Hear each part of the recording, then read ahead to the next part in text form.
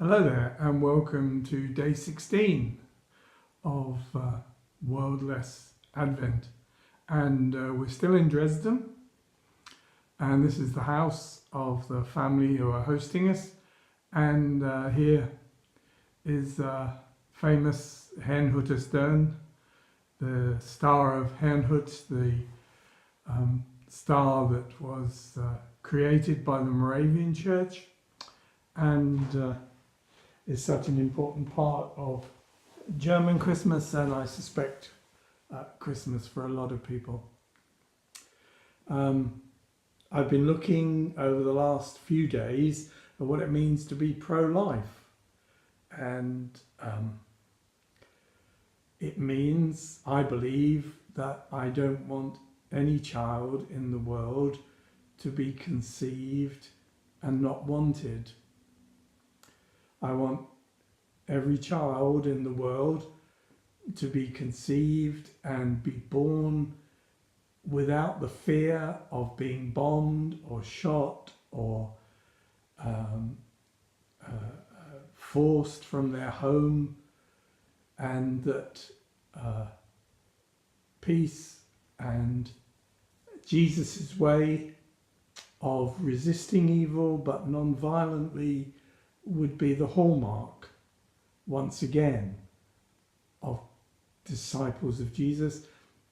And thirdly, looking at for the next couple of days, how we in the West, who are so rich, need to share not only our wealth, but our power, being willing to sacrifice that wealth and to sacrifice that power.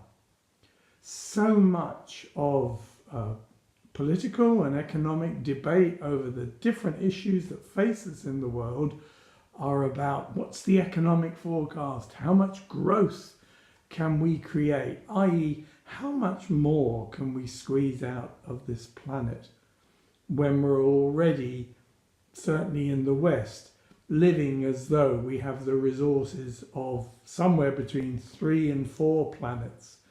And yet we only have the resources of one, but we're grabbing far more than our fair share.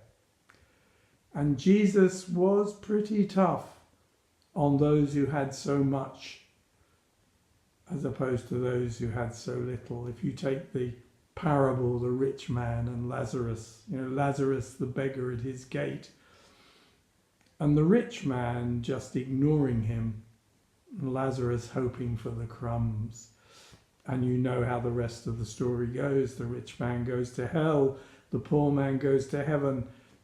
I don't think there's a simplistic interpretation of that. But Jesus is very clearly saying that if we don't listen to the prophets and to Moses and what they taught about equality and justice, if we don't listen to them, then what's the point of saying we follow somebody who returned from the dead, i.e. Jesus and his teachings? So the challenge to be in the world but not of the world is a challenge to live on enough, not to desire a surplus that makes us comfortable and surrounds us with things that are so unnecessary. It is to do with that simplicity of loving Jesus and loving others, so that the things of this world become dim. Their attraction becomes dim. So